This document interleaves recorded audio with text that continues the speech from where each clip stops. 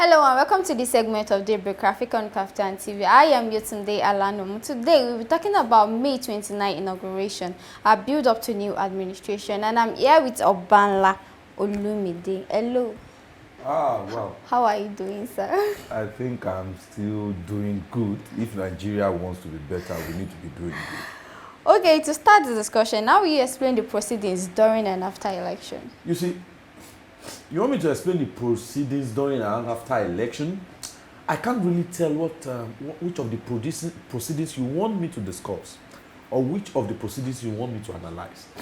But let me state emphatically that INEC, in the build-up to the 2023 election, they came up with something that we've not witnessed or nobody has seen in the electionary process of Nigeria. Excuse me, please. And what was that?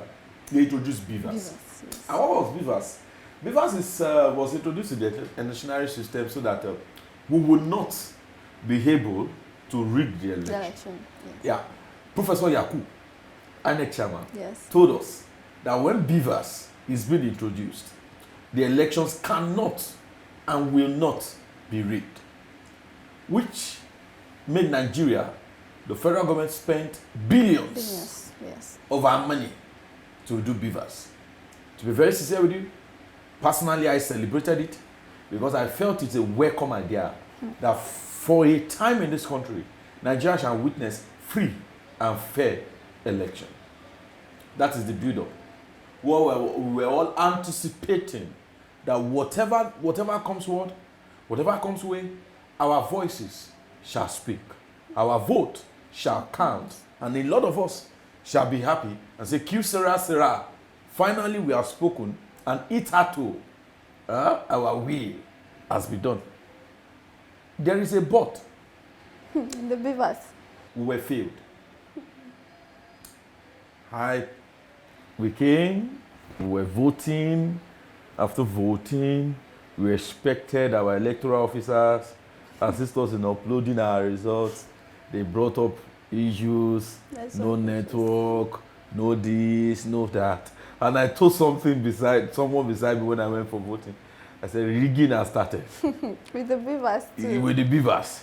So I was asking, and it got to a point they told us that beavers was hacked. I said, God, is there anything that we will not hack in this country? If it's possible, say, we will hack human being. Okay, so at the end of the day, we found, well, let's see. If results that were not uploaded, if they can still be uploaded, and they will still count. But let me leave that. It got to a point.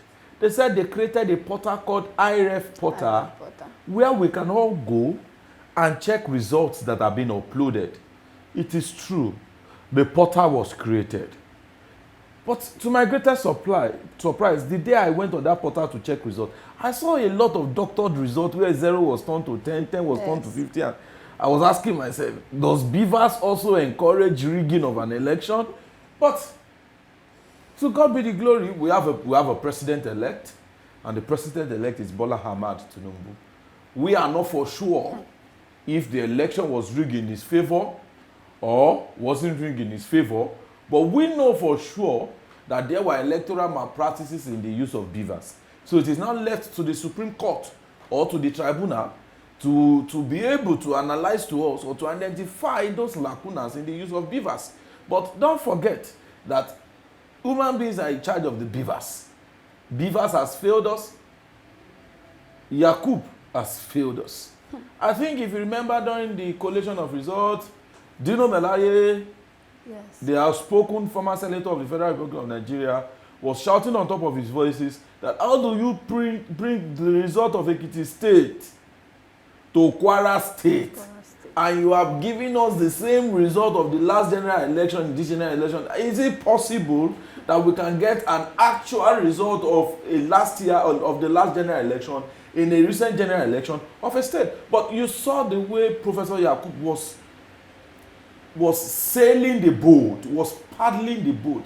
He paddled the boat to the extent that he was not ready to listen to Dino Melaye. He told Dino Melaye to calm down, that they should send him their request later and they will be able to fix up their request. But to my greatest surprise, requests were sent, but it was not fixed up, and the president was announced.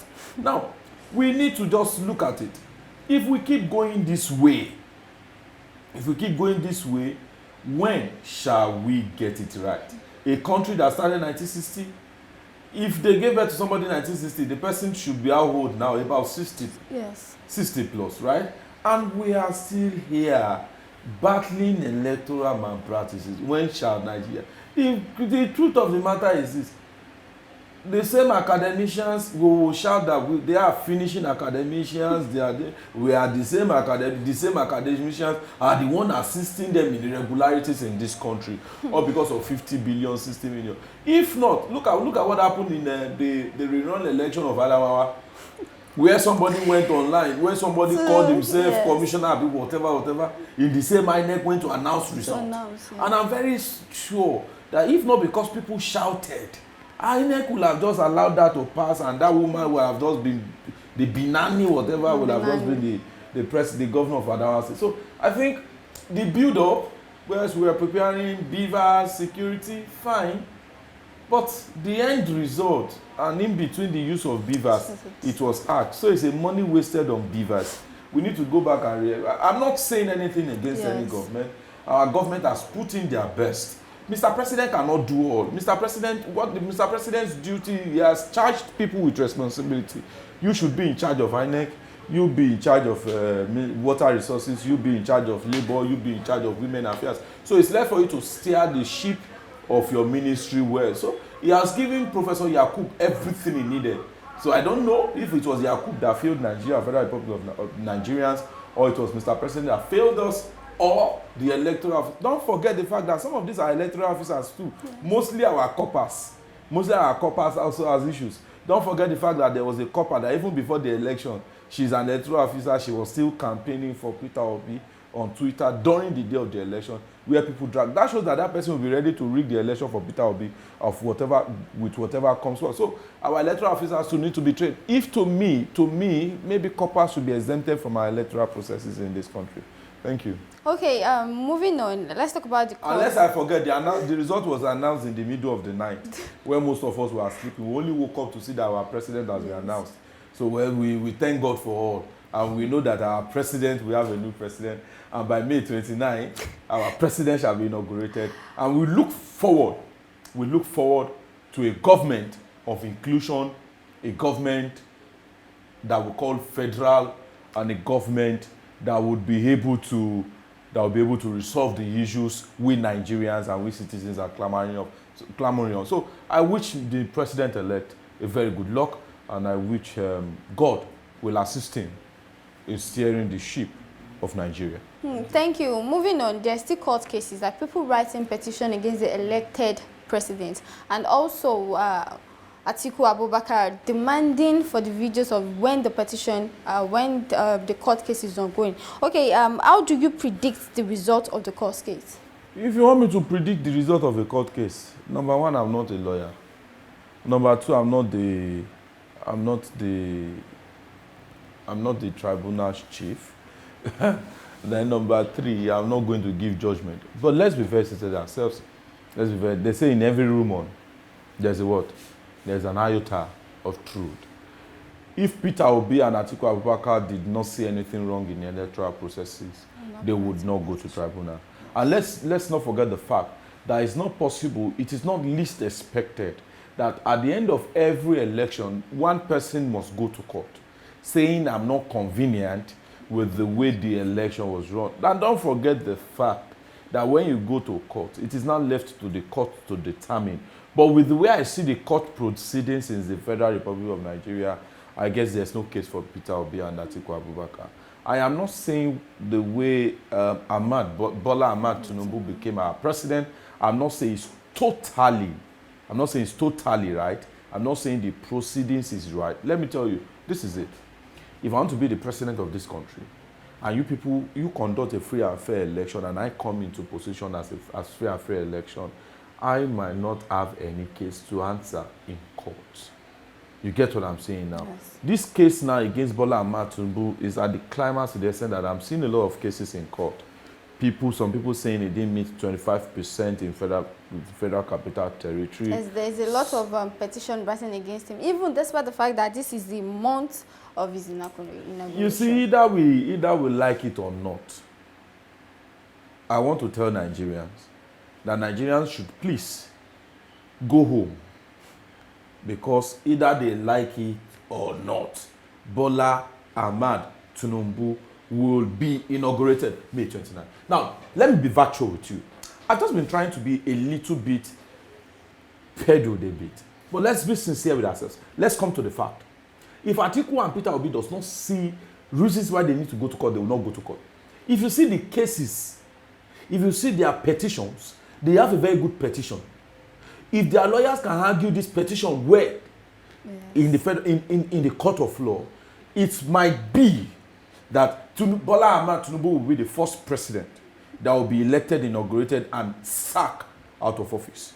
But can we trust the judicial system of this country? I'm not seeing anything.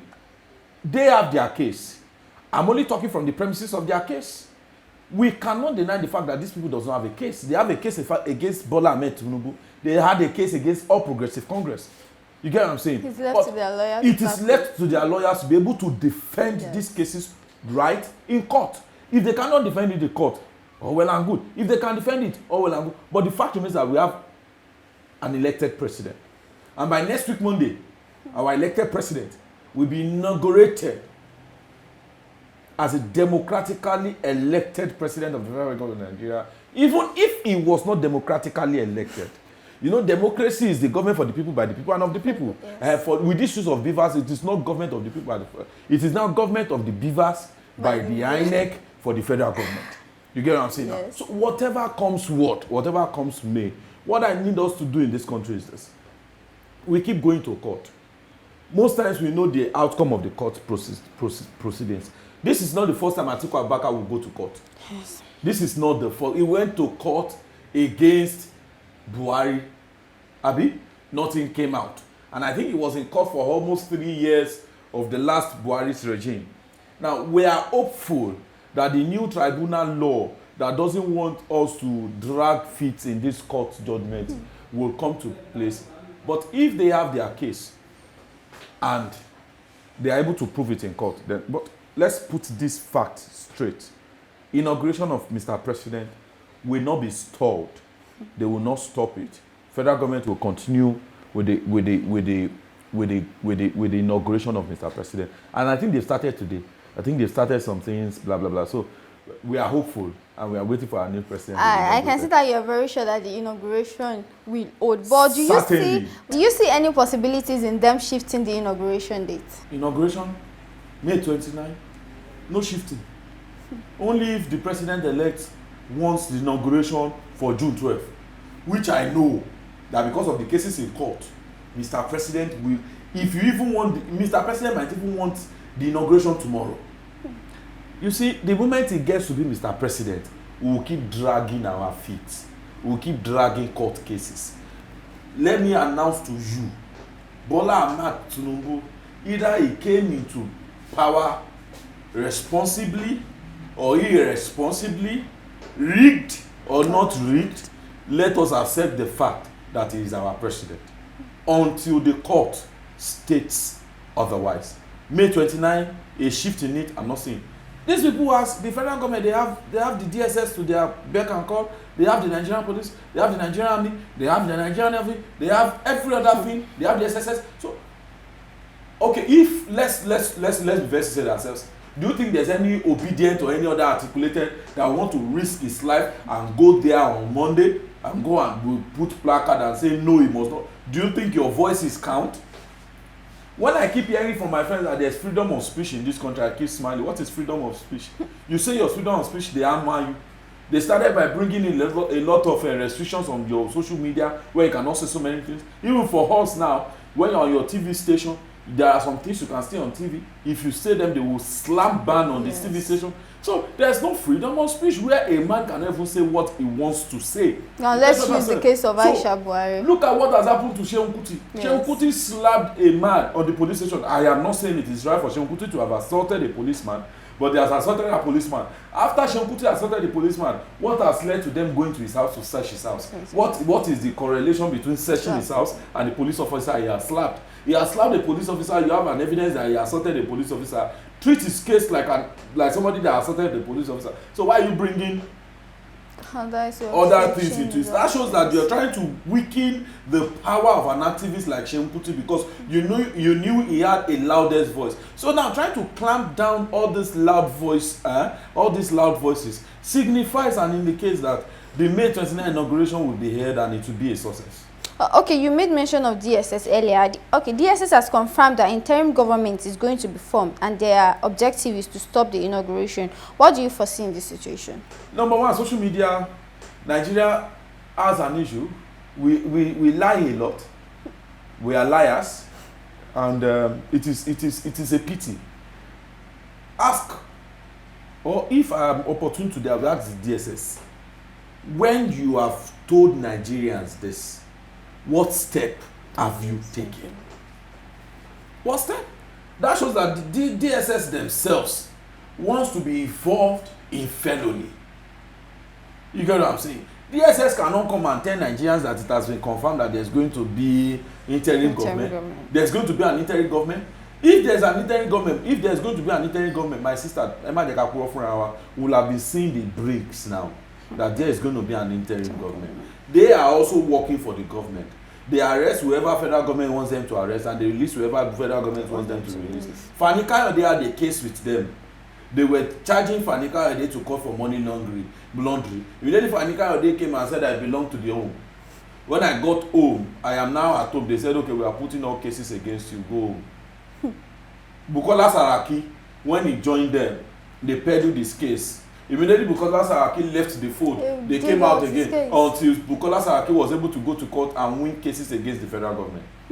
You get what I'm saying now? So you see, you only save your disciples, and so far your disciples are no longer with you. You finish whoever is not your disciple. That is why I'm going to on the issue of May 29. If DSS has made this point, and DSS knows these people that will form an interim government, let me tell you, federal government will have asked DSS to go and pick these people up, and they'll have put them in a place whereby they can never survive it. So that is the truth of the matter. So let me tell you, DSS has just made this allegation. It is an allegation that has not been confirmed, has not been investigated to be true. So I'm not saying it is totally not true, but as we stand now, it is a lie, and I'm not thinking there's going to be an interim government. I'm not thinking. Thank you.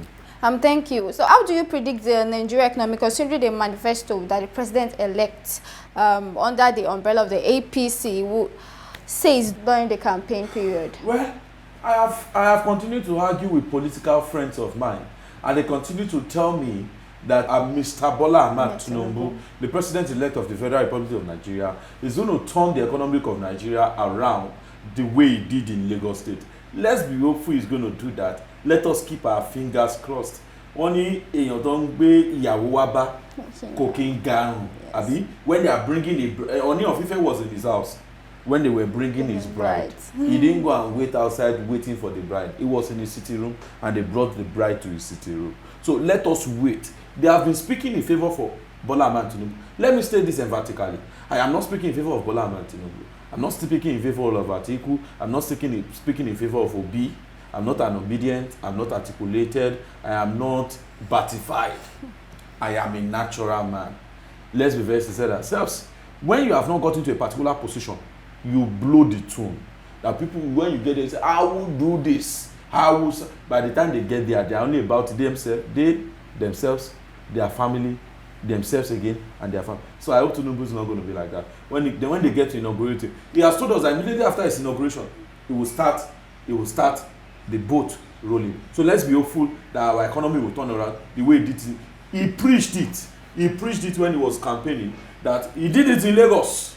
Emi Lokan. I'm going to do it in Nigeria. So let's be hopeful Lokan, and let's be hopeful he's going to do it in this country. And I'm hopeful that, but if he doesn't do it again, people like us will not keep quiet to say, because we will refer back to his manifesto and we'll tell him, Mr. President, you said this is your manifesto and this is what you have not done. So we are hopeful that there's going to be security, that insecurity in this country will be a thing of the past, our economy will come back, inflation will be a thing of the past, and Nigerian economy will be stabilized. We are very hopeful because they told us that their own aims and they told us their slogan is renewed hope.